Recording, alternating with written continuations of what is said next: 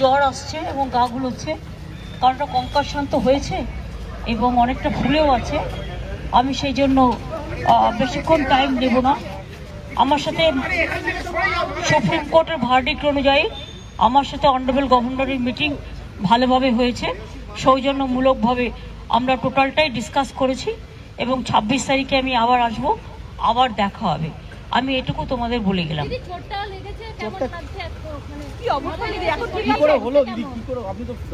আমি জানি না, একটা কোনো গাড়ি আমরা দেখতে পাইনি, গাড়িটা কি, আমরা বেরোচ্ছিলাম, ধরো আমরা একটা গলি দিয়ে বেরোচ্ছি তো, আর ওই গাড়িটা প্রায় 200 স্পিডে যাচ্ছিল, যেতে যেতে মানে আমাকে গাড়িটা প্রায় ড্যাশই করে দিত এবং গাড়ি মানে পুরো মরেই যেতাম ওখানে।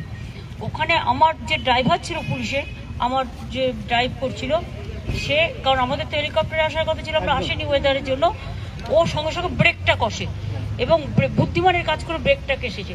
ব্রেকটা যখন কষেছে আমার পুরো ড্যাশবোর্ডটা এসে মাথায় লেগেছে, আর তখন একটা কনকাশন হয়েছে এবং কিছুটা রক্তও পড়েছে এবং কিছু ফুলেও আছে। এখন যেমন সারা মাথাটায় পেন হচ্ছে, তাই নিয়ে আমি কাজ করে গেলাম। এখন কথা হচ্ছে যে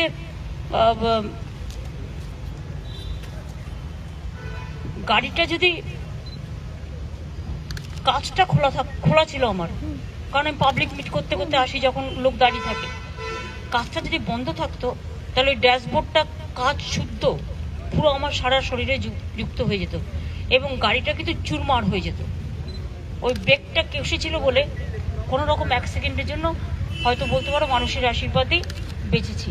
এখন আমার মাথাটা ভীষণ টনটন করছে, যন্ত্রণাও করছে, আমি ওষুধ খেয়েছি কিন্তু আমার ভীষণ ঠান্ডা লাগছে এবং গা বমি বমি করছে, তাই আমি একটু বাড়ি যাচ্ছি। না না, আমি হসপিটালে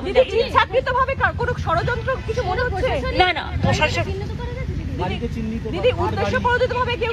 এগুলো দেখো অনেকে অনেক সময় মিসইউজও করে কারো কারো গাড়ি বলে। এগুলো তোমরা তো দেখেছো, বিএসএফ এর ড্রেস পরে আমার বাড়ি চলে গেছিল। আমার মনে হয় এটা পুলিশ ইনভেস্টিগেশন করুক, মানে law will take its own course, পুলিশ ইনভেস্টিগেশন করে দেখুক। আমি এক্ষুনি কোনো কথা বলতে চাই না।